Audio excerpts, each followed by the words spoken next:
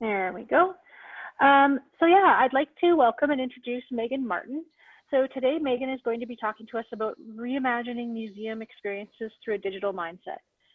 So COVID has made, excuse me, digital engagement more important than ever, but pandemic or not, disruptive technologies and digital possibilities are changing the world of museums and what they can offer society. And most successful organizations are those who not only evolve their tactics, but also their mindset. What does it mean to adopt a digital mindset, and how can it help you thrive in today's uncertain world? That's what Megan's going to speak to us today about, and we will explore actionable strategies and examples of how museums, big and small, are reimagining what's possible. So with that, I'm going to toss it over to Megan. Thank you.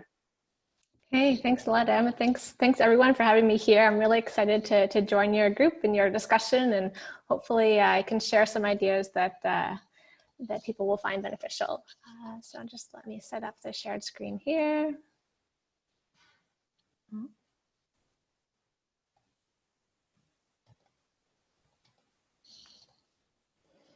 Yeah.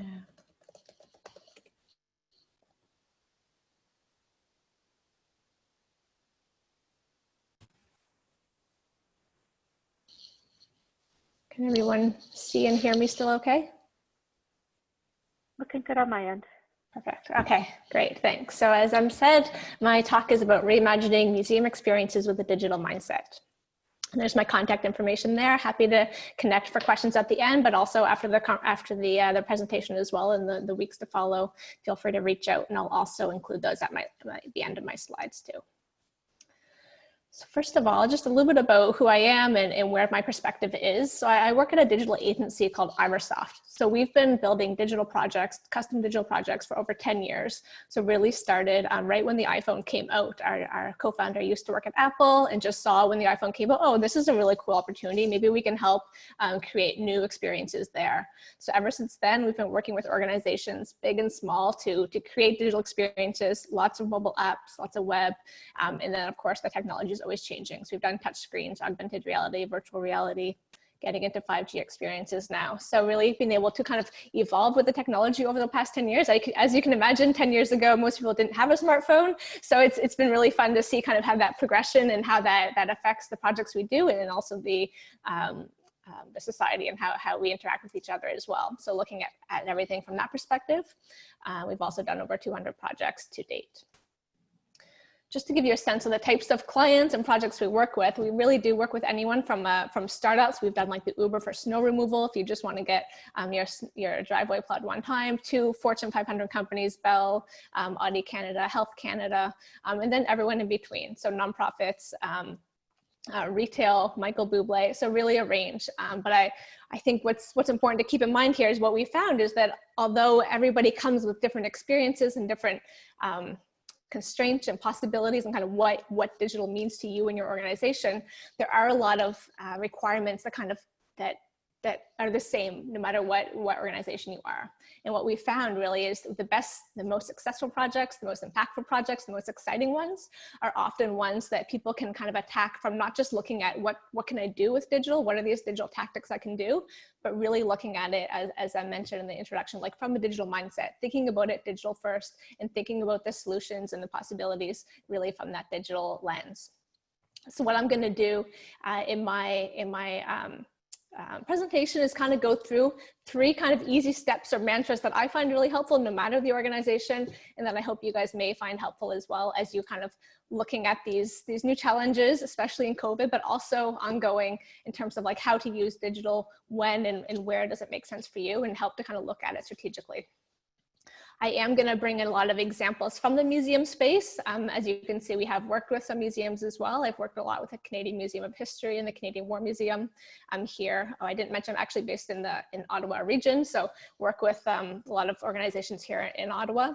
But also, I think it's that kind of perspective, looking at different industries as well, that has informed kind of how we look at what it means to be digital. So three easy steps, right? And so on the one hand, it's going to sound simple, but actually I can guarantee you that if you kind of implement these into your way of thinking and your way of looking at your strategy, then you're already ahead of most of the projects that kind of come on our door and that we work with. So I'm going to go through each one in a little bit more detail, but just to kind of give you the intro and the preview, keep your eyes on the whys, number 1. Number 2, you should rethink, not translate. And number 3, yep, you're a startup too. And when you can think like that, then it's going to put you really ahead of where a lot of organizations are right now. So number 1, keep your eyes on your whys. This is one that I think is probably going to be the least, probably everyone knows this already, but it is, I think, always worth this recap, and this is really making sure that it is central to whatever strategy you go about. One thing that I want to kind of intro this is that when you think about what organizations are really at the lead of technology and forcing the rest of us to adapt, we often think about Amazon. But one story I really like about Amazon and Jeff Bezos, and no matter what you're, for good and bad in terms of where they play in our society, I think he has a really good lesson for all of us. And that he says that often people ask him, because they're always at the forefront of change, like, what's the world going to be like in 10 years? What's going to change? What should we be ready for? And he says that's the wrong question, actually. What you should really ask yourself is what's not going to change, right? So what's going to be the same now, next year, 5 years, and 10 years? And that's what you can build a strategy upon. Because for Amazon, for example, people are always going to want cheap prices, lots of selection, and quick delivery. So he knows that whatever they focus on, whatever the technology and things they try, as long as they're focusing on that key thing that's not going to change, then it's an investment worthwhile. So likewise, I think this is a really good strategy for all of us to keep in mind. So not to be overwhelmed with kind of thinking about what's going to change, but really focusing on what is not going to change. For museums, I could imagine what's not going to change for you, and for a lot of us really is, what is your why? What is your purpose, right? So why do you guys exist? An example, what problem are you solving? I think when you think about it, I'm sure a lot of why you guys exist and your purpose and your mandate has a lot to do with your physical space and bringing people together in a space and engaging with the artifacts. But on the other hand, I bet there's a lot of whys and purpose in terms of why you guys exist that aren't really connected or related or dependent on your physical space. So the more you can really identify what those whys are and make sure that any strategy really ties down to these, then you're already steps ahead. So for example, I imagine for a lot of museums that we've worked with, there's this goal to educate, to learn through history, to develop some understanding between people, to create dialogue between different people, right? So a lot of these whys, no matter what your why is, what your mission is, what your purpose is, and it probably has been, in your strategic plan, in your mission statement, it's kind of ingrained in you.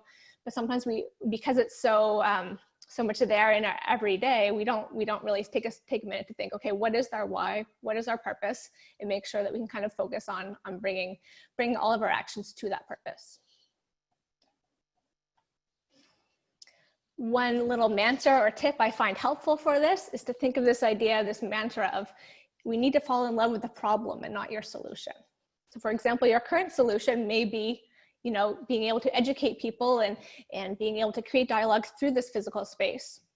But if you really focus on your why, this problem that you're existing, and how you as an organization are uniquely positioned to address this problem in society or to make society better, and not your current implementation of your solution, then it'll really ground you, first of all, so that we're not overwhelmed with all the different possibilities.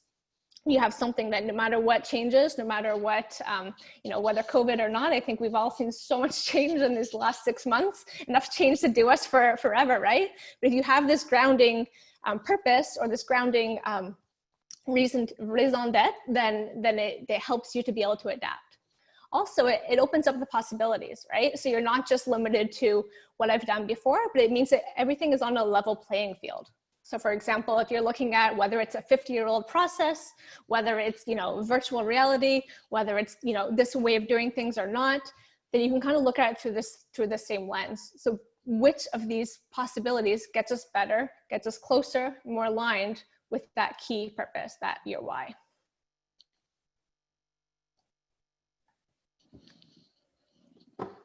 So number 2, reimagine, don't translate. This is I think the kind of the bulk of what we often work with clients for, and what is a challenge for everybody. I'm going to go through a few examples, and hopefully that's helpful for you. I know for us, it's a good reminder. And I'm going to show you what a translated path often is. And I'll be honest, this is actually the most common one, no matter what problem people come to us with or challenge people come to us with, the default is always to go through this path. So for example, we may have said what our why is and our purpose is. We knew a long time ago what that is. We addressed it.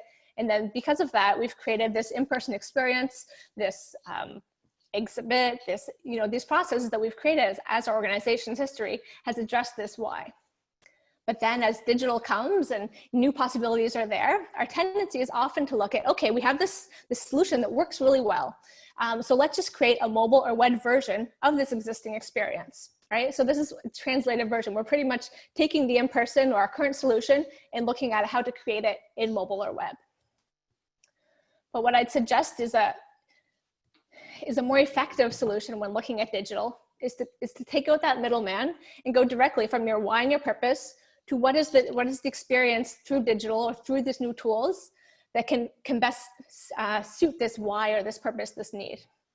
And I'm not saying you take out that middle experience, that solution that you already have. The idea is that they're complementary. I never want to say that, you have to put all your operations digital. I think we all know that there's a real need and there's a purpose in having, bringing people together and actually engaging and tactically touching artifacts and being able to engage that way. But I think when looking digitally, if we're going to create some complementary experiences, the idea is that we go directly in terms of looking what makes sense to fit this why, and maybe it really is a different experience and is not really a translated version of this previous solution that we had. So one example I wanted to show, and this is actually from a client of ours, and it's not museum related, but I think it really shows this possibility of like reimagining what's possible instead of just translating what already existed. So for example, they worked with, so Imagine AR is our client. They have an off-the-shelf kind of a AR experience. So anybody can go in and create an AR experience and share with their users. And they worked with Education Foundation and high schools in California. And they looked at how can we create a really fun graduation ceremony knowing that we're not going to be able to do it in person. And rather than just saying, okay, we'll just have the graduation ceremony, but make it virtual, they looked at, okay, what's possible now with virtual that maybe wasn't possible before? I'm going to show you the little video just to give you a better sense, but what they decided was like, well, we can actually, create something that's more digitally native. So what they did is they got Florida involved, the rapper, and he did a little dance, and then anybody who was graduating could do a dance video with Florida and share it, and they could get their virtual diploma, looking like it's from the superintendent. So these type of personal experiences that are short and they're easy to share on social, they're really, something that would have been possible to do physically, because, maybe Florida doesn't want to go to a graduation ceremony and have a dance with each individual person, right? That would take hours, right? But it's something that everyone does it at their own pace and at their own time, that it's just this really neat, different experience. So it's not just the same experience translated, but it's kind of reimagining what's possible.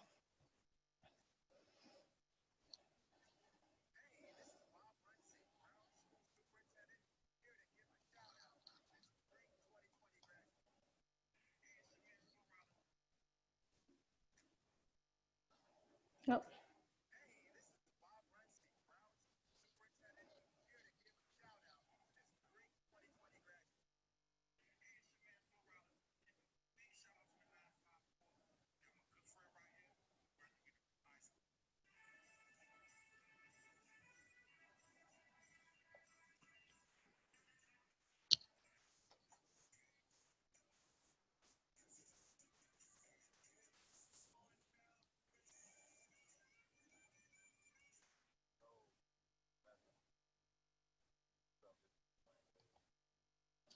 So I know the sound wasn't super strong, but I think it's mainly the music you're missing out. So it gives you the sense of these unique videos that people can create with AR. And specifically, I know anyone who's done the Google AR with the animals, anyone who has little kids at home, it just shows this way of experiencing,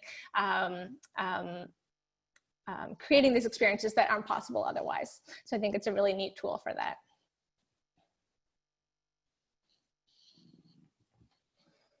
So going on to taking a look at what does it mean to reimagine? What is a digital experience versus using here as an example, physical experience? And what is that different? And I think the important thing to keep in mind is that when people are looking for something different when they're at home or when they're looking on their phone than if they actually go to a space. So what we want to do is be able to reimagine what do they want if they're just at home sitting on the couch or if they're running between appointments and have a few minutes as they wait for the bus, or, you know, if they're home getting lunches ready and they're listening to something. What are these different contexts? What does that mean? What's the good experience in those situations, instead of perhaps having a whole afternoon available and being able to plan an outing and go somewhere? You know, it's two very different experiences in terms of what they're looking for and what makes sense at that moment. So I'm going to go through each of these in a little bit more detail and give you some examples on some of them, but just kind of give you the high level, you know, this idea that we're going for shorter and more frequent experiences often, rather than maybe a longer duration. Our attention is often more distracted, and maybe there's lots of other things going on, right? So we're not just totally focused on the experience that we're engaging with. There's a real opportunity for more personalized and individual content, and also more crowdsourced and participatory interactive engagement. The commitment we're looking for is often lower, right? So we maybe want something on demand or just here and there, but there's lots of opportunity there too. And likewise for audience. So we no longer have to think just local, but we can also think kind of global and look at the audiences that way.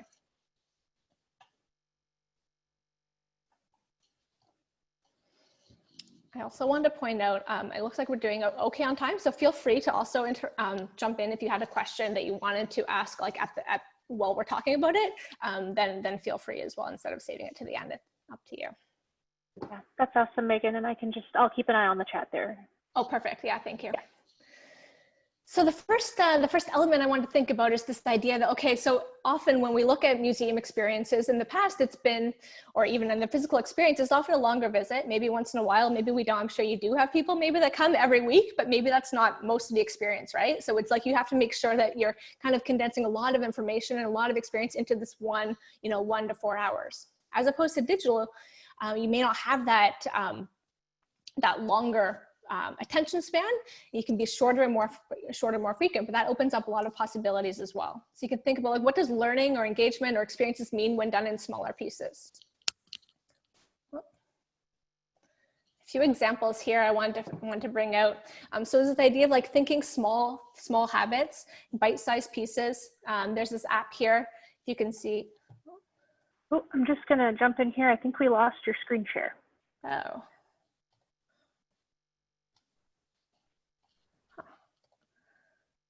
That. There we go. Yeah. Okay. Yeah, good. Okay. So the app here on the larger phone there is the app Blinkist. I don't know if anyone knows about that. It's not a museum app specifically, but I think it really has a good example of what people are looking for when thinking digitally and thinking every day. So what it is actually a collection of nonfiction books, and instead of reading the whole book, what they've done is they summarized it into like 15 minutes. So you can actually like just click on any book and you can either read the summary in 15 minutes, or you can also hear it in audio and kind of just go through in blinks, right? So this idea is that it's not replacing all the nonfiction books out there, but this allows you to actually read a different book every day just by taking 15 minutes, right? So if you go to the free blink of the day, it has 15 minutes, and then you're engaged with kind of these new ideas for this book.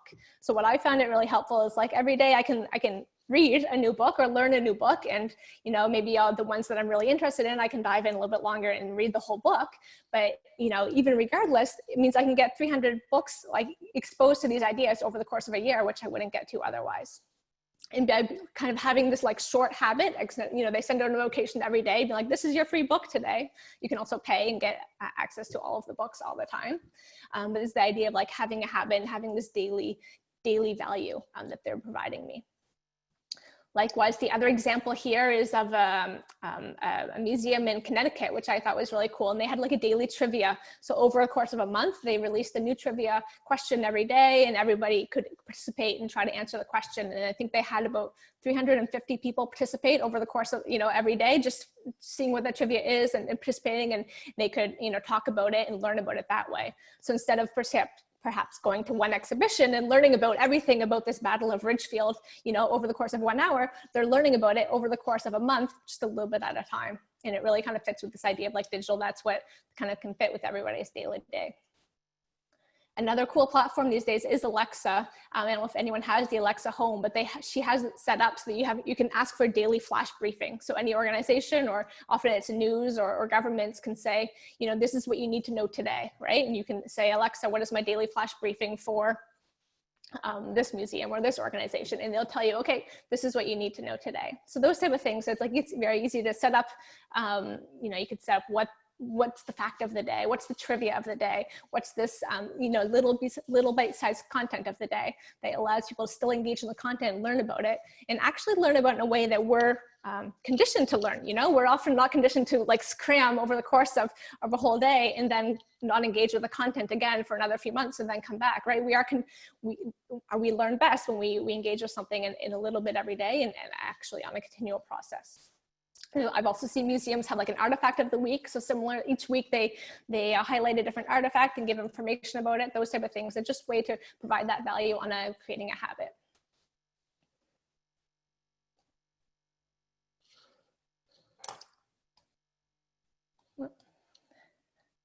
The other side is the attention. And this is kind of related to this idea, like someone maybe really have their full attention. If they've paid admission and they are there and they've decided they want to go and engage with your museum or your site, then chances are the attention is going to be a lot more focused and deliberate, right? But on the digital side, you may not get that. On the other hand, what you can get is something that's unscheduled, right? People don't have to plan ahead and actually want to engage. It may just happen that they get to engage with your content. Likewise, you have this opportunity for more impromptu and moment specific. So it's not just available there all the time, but it actually ties into what's going on in that person's life. So whether it's, you know, on Halloween or an election period or breakfast time, you know, you can be super, super moment specific in terms of what the content that you're offering and what you can play upon. So you can think about like what's relevant right now and where are your new fans located. Maybe that's the way to kind of bring in those new fans and engage with new audiences as well by being in places where they may not have to be scheduled.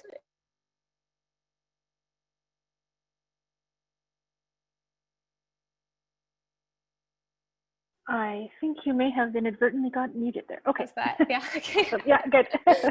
My clicker was on the wrong place on the screen. So another AR experience, and this is the idea that, okay, you may have lots of photos of different spaces around your neighborhood, right? But what they've done here in Japan is taken the photo of this historical moment at this temple, and they've actually placed it so if you go to that temple, you can see the historical version of this place overlaid on the current version. So this idea that, you know, instead of having all the photos in one location people go to, they can be actually spread out and be specific to people can engage with it where and when it actually is the most relevant to them in their lives. So I'll just play this little demo so you can see it in action.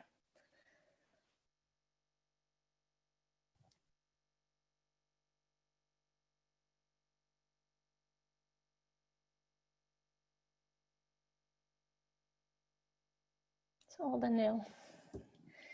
Definitely get a sense of the vibe of what it was actually like to be there that long ago.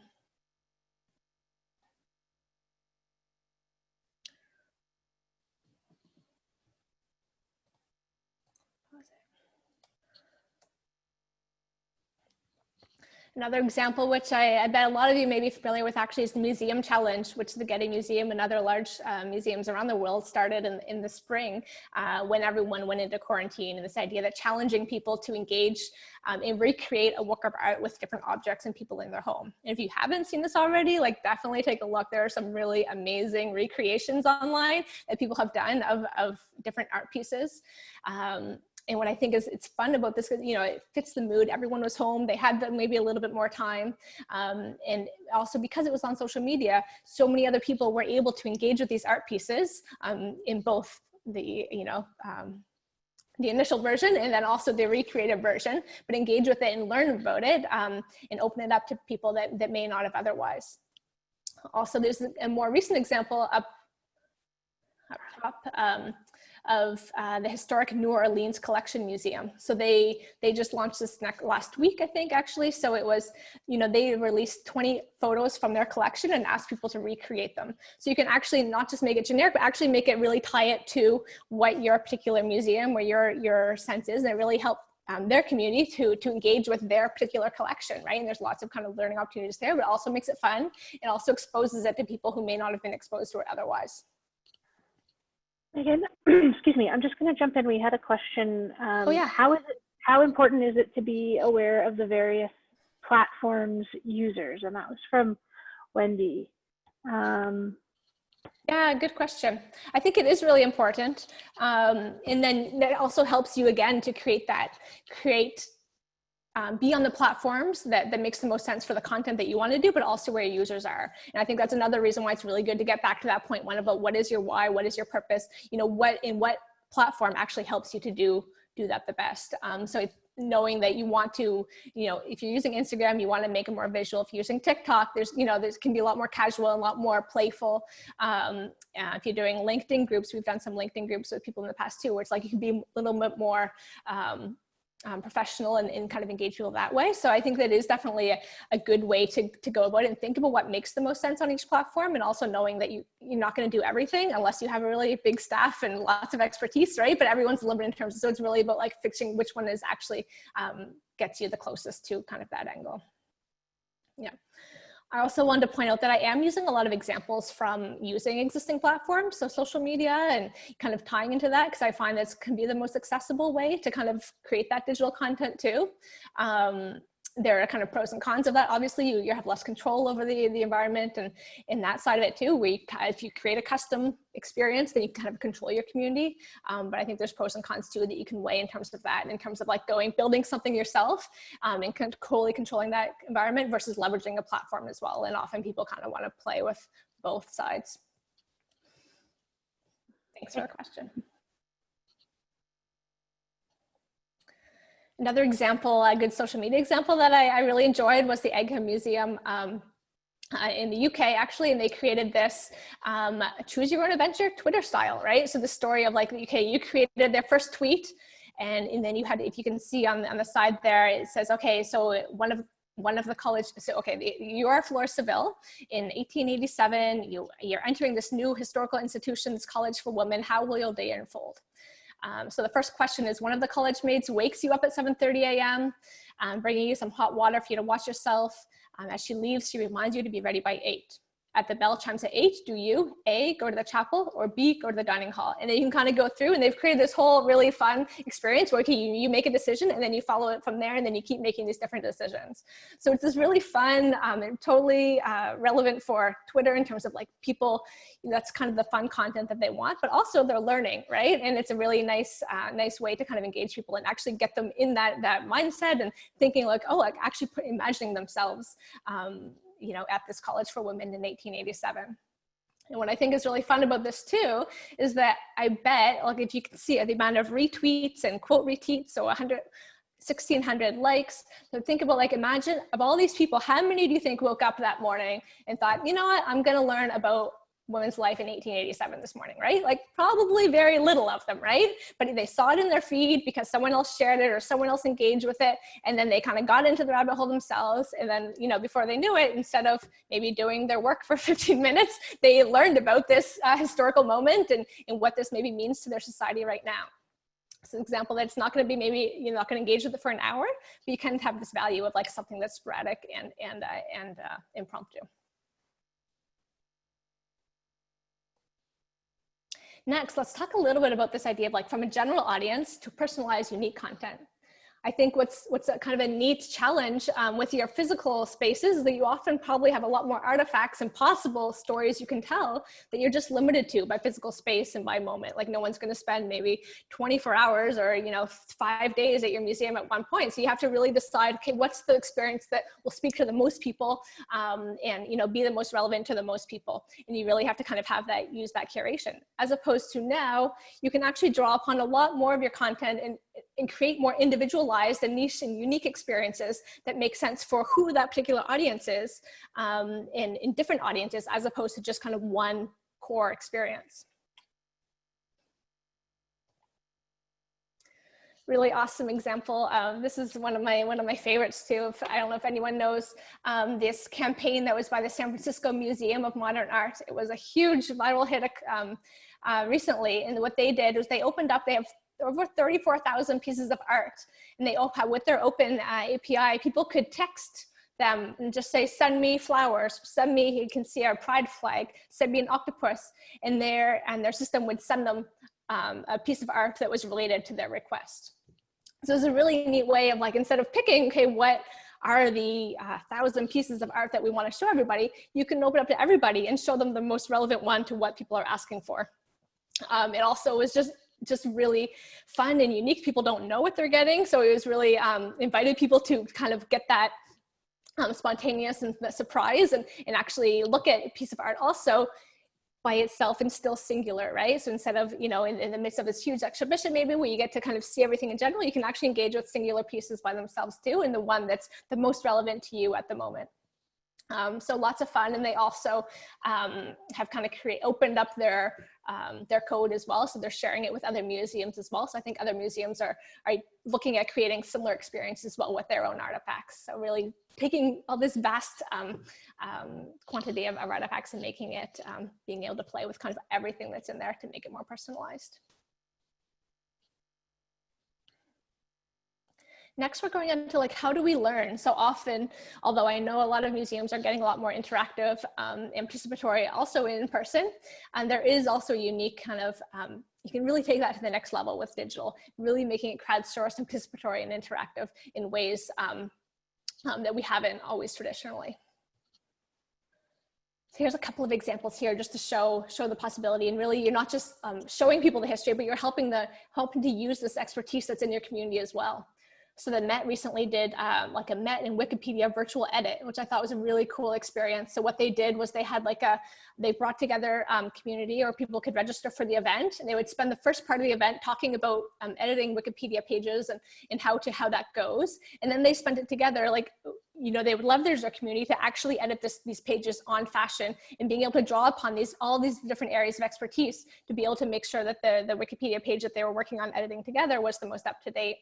And I think this is really cool, especially for more local and historical museums that really, you know, you have perhaps the more traditional and the formal history of the community, but there may be so many other histories out there, right, that people have passed down from the community members, from families, those type of things that you can really draw upon. What is that local expertise as well, or what other expertise is out there, maybe outside of our museum doors, that we can draw upon and kind of really bring that into the expertise we share as well.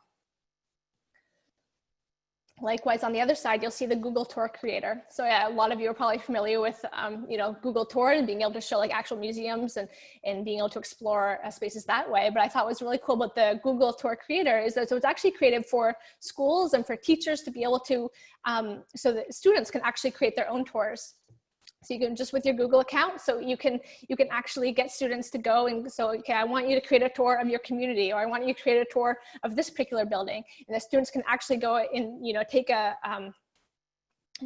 videos and take 360 images of themselves or of their neighborhood or their street, and then add it and annotate it in terms of adding their history. So it's a way of making it interactive as well. So not only is the student just learning about it and seeing other people's, but they can actually create it themselves. And as we know, it's often a really good way to learn is by actually creating it themselves.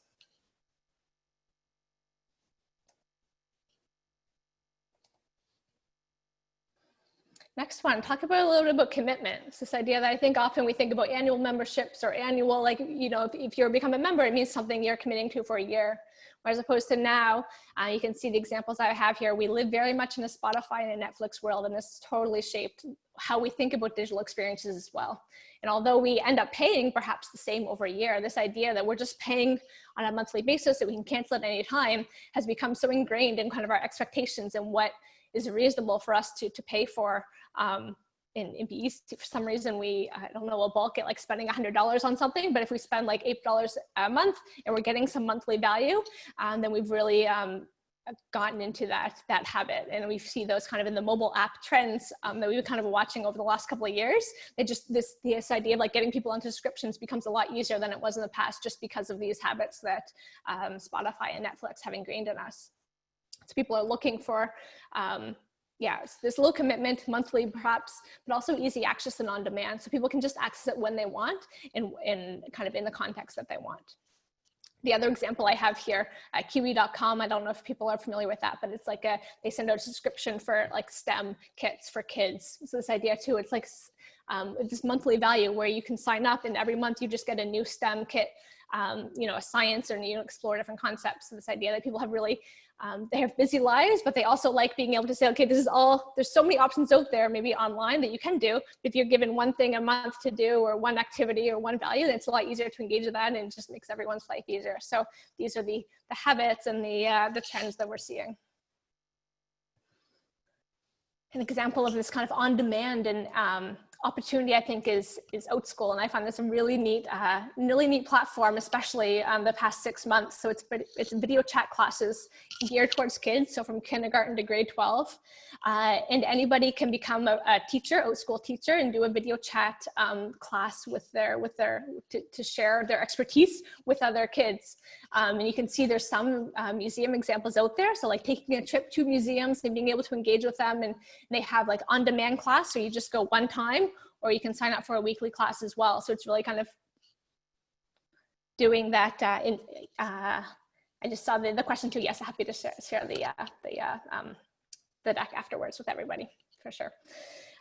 Yeah, so they can share kind of lots of really neat experiences. I really like this one too, about, you know, investigating history in your own town, local history brought to life. So what I think is really fun about this is like these experiences that you have already, perhaps in person, these curated experiences that before kids had to come into your space. Now you can, you know, put it online and actually make it a course, and people will look for it, especially as kids are home these days. I actually discovered this when my kid registered for a cupcake decorating class with some of her friends, and it was just a lot of fun, actually. And then I thought of it afterwards when she's been into dance. I'm like, oh, I wonder if there's like, they've been listening to Thriller. I'm like, I wonder if there's like a dance class to learn Thriller, right? So it's like, maybe that's not something you'd expect of your local dance class, but like, sure enough, when I looked on this, I'm like, yeah, they do have dance classes to learn Thriller. Those type of like super niche and like super on-demand things that make sense in the moment are really exciting. If you take a look at all the different classes, there's just a huge range of like different interests and different needs that lots of people are being able to engage with content in new ways. Likewise, and Outschool is a really good example of this one too, but this idea that instead of audiences and partnership. So previously we may have been limited to who was actually physically close or who could come into our physical space. But now it's really important to open your minds in terms of like, not who's actually physically close, but who may be close in terms of a niche interests or audiences. So before, maybe you didn't have, maybe you have this really niche area of expertise that maybe isn't relevant to a lot of people in your community, but it could be relevant to a lot of people in the world or in the Canada, right? So that it really opens up this opportunity there in terms of not just local, but global. I joined, I used to go to a lot of networking events here in Ottawa. So we used to kind of go and meet different people and just see how different businesses can work together. And what I found really cool since COVID is that I joined kind of an online networking. So it's like video chats with people and they're from all over the world. So I've met with lots of people from the States, someone from Dubai, someone from Turkey.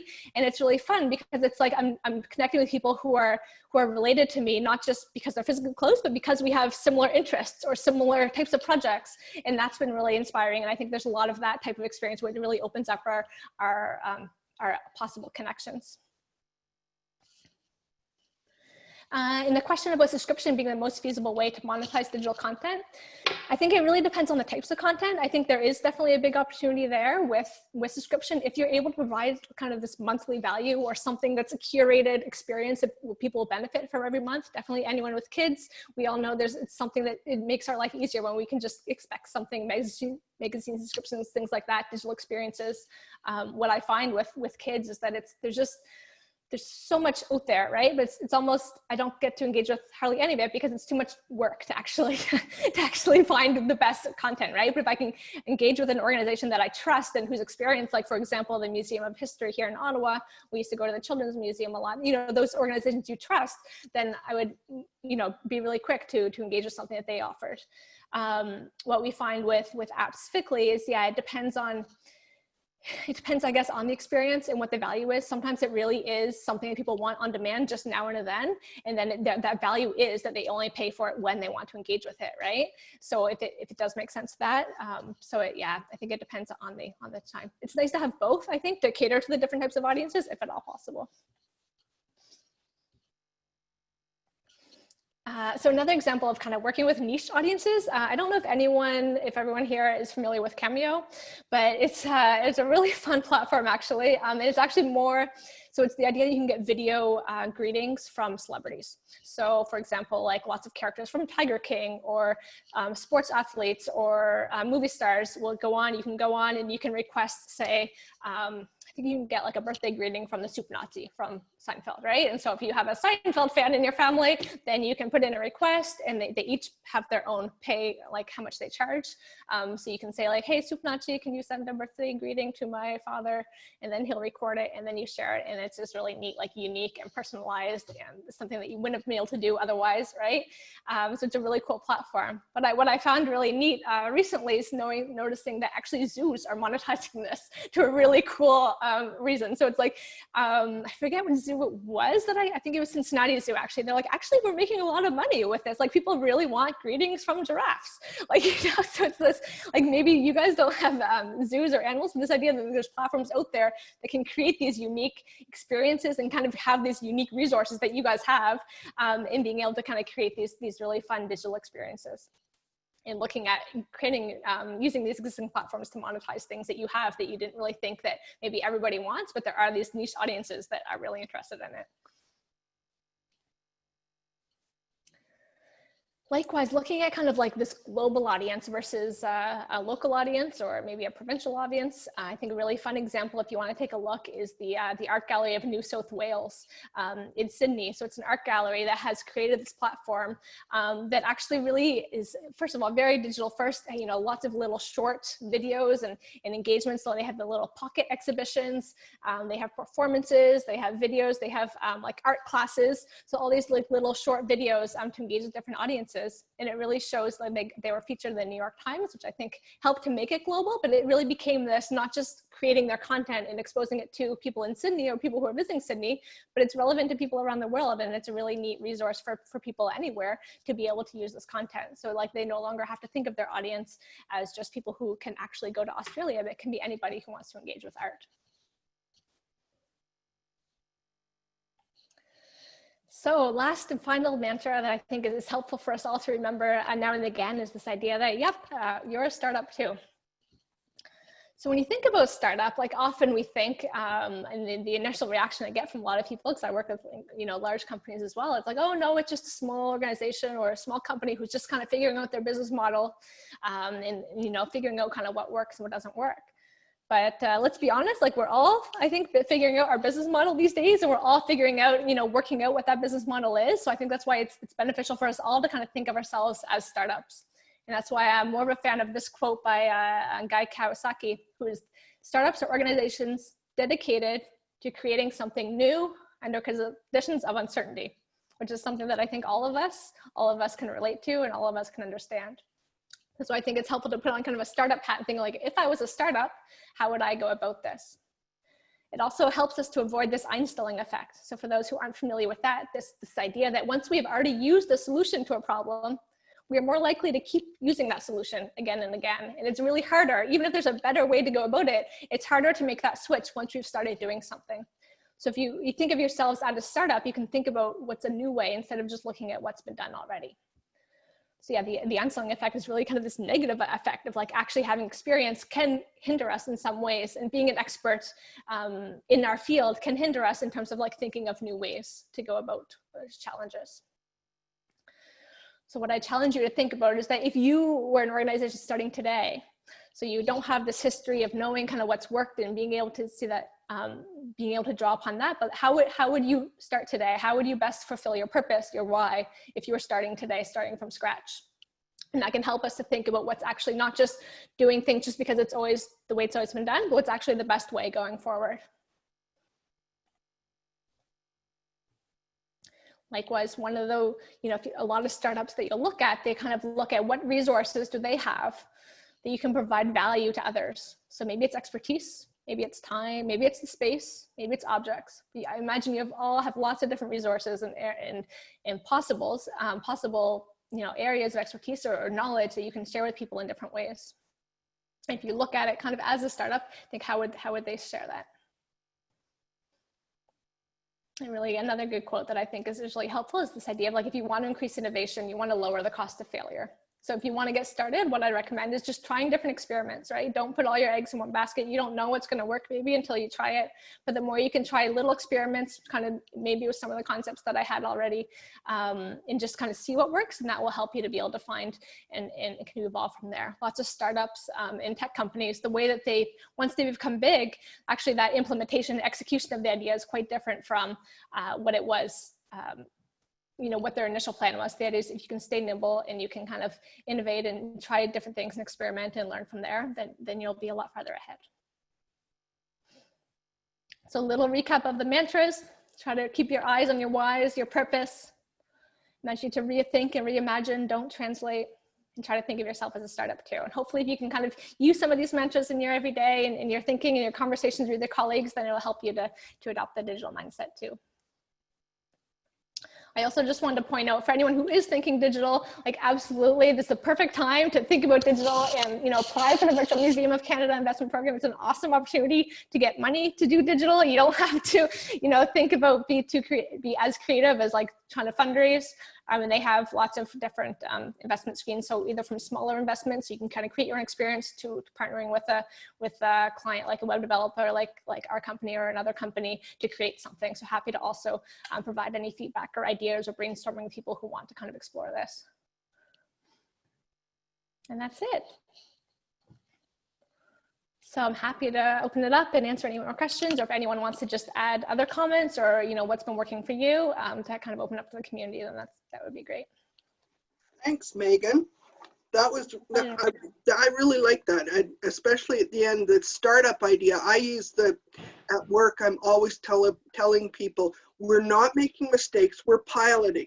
Exactly, yeah. If it doesn't work, well, we just did a pilot, we'll try something different. But I like that, and I like also the whole idea of as a startup, and when you're doing these sorts of things, thinking outside the box is the old way of terming it. Is don't just go with what you usually do. Yeah. Try something different. Be creative. Bring in people who are familiar with such as yourself, or those that don't have as many wisdom sprinkles, to go and look at things like TikTok or the various platforms that I have absolutely no idea how they work or what works on them. But yeah, but then that's a good opportunity for a partnership. Yeah, exactly, right? Like we're not going to know everything, so yeah, cool. Actually, I think that's a good point about the experiments too. I remember reading from Shopify, who's kind of the big Ottawa tech company here, and they say everything's an experiment. We'll just say, we just get buy-in for 2 weeks. Anyone can approve a 2-week experiment, right? You're not asking them to commit to anything. And it's like, if it goes well, and then you can learn from it there, right? But if you kind of position anything new that you want to try, it's just an experiment for 2 weeks, then it's a lot easier to kind of try new things. Yeah, and also people have to get over that fear of change. Yeah, it's tough. Well, we've always done it that way, so we're comfortable here. We'll just continue to do it this way. Yeah. Instead of looking for other options. That was another good point, I thought. So thank you very much. My pleasure. Yeah, thank you. That was fantastic. I really like the idea of kind of maybe not necessarily translating what you currently offer into a digital experience, but kind of rethinking about what might not be possible without the digital realm. I think that's something that is maybe a little bit harder to wrap our heads around, but really, really important as we move forward in the more digital world. So yeah, thank you. It was really filled with lots of great information, and I'm happy that we had the chance to have you come speak, and that we recorded it so that we'll be able to share with everybody for maybe who wasn't able to be here today. So yeah, I just not seeing too many questions coming in, just some accolades. So that's excellent. And if, Megan's information is there. So if you did, moving forward, have anything that you wanted to follow up with her on, yeah, please do.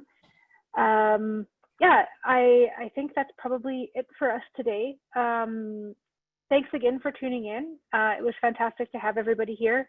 And yeah, our next community chat 2 weeks from today, Wednesday, October 28th at 10 a.m. And we're going to talk with Marissa Scarlett, and she's going to talk about selling your museum story. So yeah, if no one has anything, we'll say goodbye for the day, and yeah, hope to see you all again in a couple weeks. And thanks again, Megan.